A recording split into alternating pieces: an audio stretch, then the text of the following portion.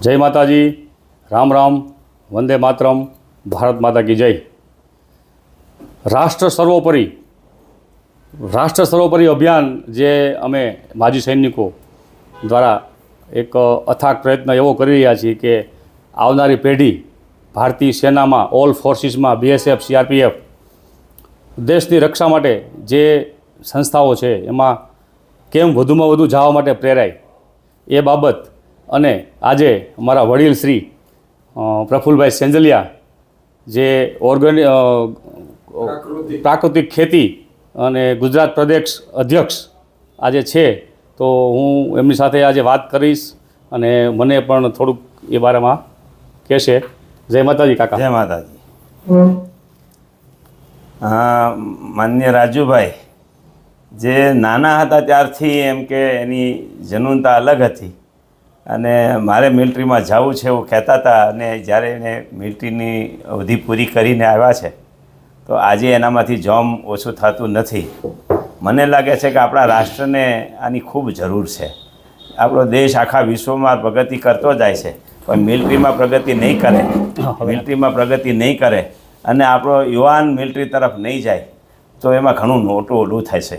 એટલે રાજુભાઈની એક મહેનત છે કે આ એક યુવાનમાં દેશ આવે અને દેશ પ્રત્યેની ભાવના જાગે ને ઠેઠ બોર્ડર સુધી પહોંચે એવી એની કલ્પના છે. તો એમાં ખૂબ જ હું તો એને અભિનંદન આપું છું. મારું મિશન છે પ્રાકૃતિક ખેતી, મારા ગામનું મિશન છે, મારા આખા ગામનું જે મિશન છે એ પ્રાકૃતિક ખેતીનું છે, સાથે ગાયનું છે. અને આજે ખેતીમાં ખૂબ ઝેર નખાય છે, એટલું બધું ઝેર નખાય છે કે વિદેશીઓ કંઈ કરશે એ પહેલાં તો આપણું ઝેર આખા દેશને મારી નાખશે. એટલે અમે એક અભિયાન માંડોળાથી એવું પણ ઉપાડ્યું છે કે આખા દેશને ઝેર મુક્ત કરવું.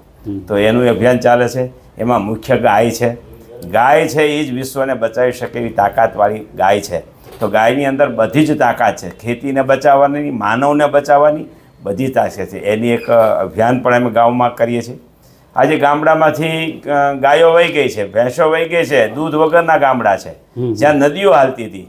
તો અમે એક એવો વિચાર પણ ગામ કરી રહ્યા છીએ કે ગામની ગૌશાળા, રખડું ગાયની નહીં, ગામની દૂધની ગાયની ગૌશાળા, આખા ગામની ગાયો એમાં રહે અને આખું ગામ દૂધવાળું થાય એવો એક પ્રોગ્રામ પણ અમે કરી રહ્યા છીએ. તો આ પ્રોગ્રામમાં પણ એ જ છે કે રાષ્ટ્રભાવના, કે દેશ દૂધવાળો, ગાયથી દૂધવાળો થાય, ગાયથી ખેતીવાળો થાય અને મજબૂત થઈ અને બોર્ડર ઉપર સૈનિકની રીતે પણ મજબૂત રહે એવી અમારી અભ્યર્થના છે. અને બીજું કાકા, આપણે સમયની કોઈ અત્યારે ચિંતા જ નથી, કેમ કે હવે માંડોળાનો મને પ્લાન કયો થોડો ઘણો, કેવી રીતનું છે આયોજન માંડોળામાં, કેવી રીતના કરવા માગીએ આપણે? તો માંડોળાની અંદર અમે એક આખી ગૌશાળા ઊભી કરીએ છીએ જેની અંદર દરેક ઘરની ગાય હોય. બરાબર. અને એ ગાયને ઓછામાં ઓછા ખર્ચે અમે રાખી શકીએ. ઓકે. બહાર હોય તો અહીંયા રાખી શકીએ ને? હા, બધા માલિક ત્યાં આખા ગામની, એટલે એક ઘર છોડવા માગતા નથી. બરાબર. દરેકની ગાય ત્યાં રહે.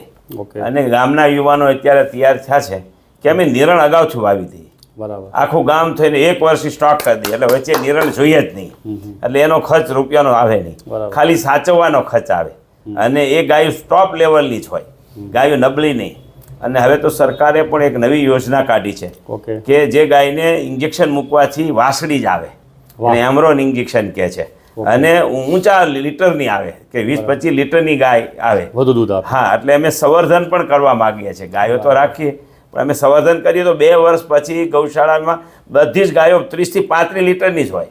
બરાબર. એટલે ખેડૂતને જોઈએ એટલું ખેડૂત ખાય, બાકીનો પાછો શહેર તરફ પણ જાય એવી યોજના છે. અને અમે તો એવું પણ નક્કી કરી રહ્યા છીએ કે દૂધ ત્યાંથી બસમાં સુરતે જઈ શકે, અમદાવાદે જઈ શકે, રાજકોટે આવી શકે, બધે જ મોકલી શકાય એવી વ્યવસ્થાવાળી આખી ગૌશાળા કરીએ છીએ.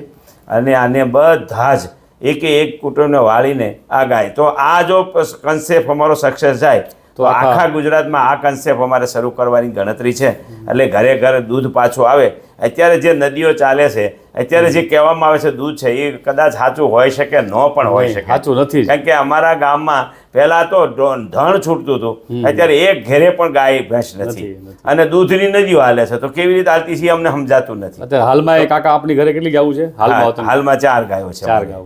હા અને બધી મળે છે અને એ રીતે એ પણ અમારી ચરે છે એટલે રહે છે. સરે છે એટલે જો અમે ઘરે બાંધીએ તો રહે એમ છે નહીં. કેમ કે તો હવે આ બધાને તકલીફ હોય છે, બધાને દૂધ ખાવું છે, પણ અમે નક્કી કર્યું કે ગામ આખું થઈને આ ગૌશાળા ઊભી કરે અને એ ગામમાં આખા ગામની ગાયો રહે અને નાનો મોટો માણસ એમાં કોઈ પક્ષી નહીં, કોઈ મજૂર નહીં, નહીં, કોઈ નહીં. નહીં, અને આખા ગામ આખા ગામ સમસ્ત. હા સમસ્ત બધાની ગાયો ત્યાં રહે અને બધાની ઘરે દૂધ જાય એવી અમારી યોજના છે.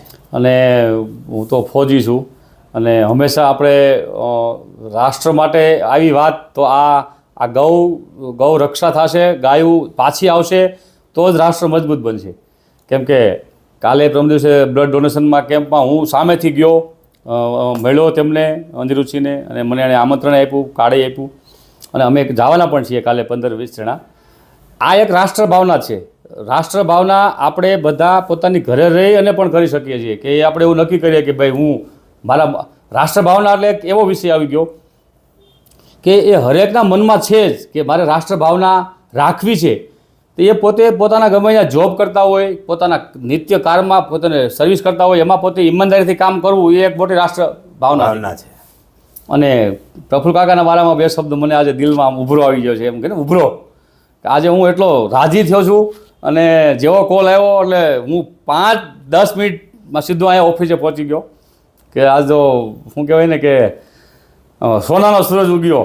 હવે વધારે ગુજરાતીમાં તો પાછું શું કહેવાય ડાયલોગ, વાતડિયું વગી તાળિયું ઝણ ઝણ જજુયું, જેડા જેડા માનવીને હેડી હેડી વાતડિયું. એક વાતો કરવા જો કાકાની બેસી તો દિવસોના દિવસો ખૂટી પડે. અને બહુ મજા આવી કાકા, બહુ મજા આવી. જય માતાજી. જય માતાજી. Thank you. હા, સ્ટોપ કરી દીધું.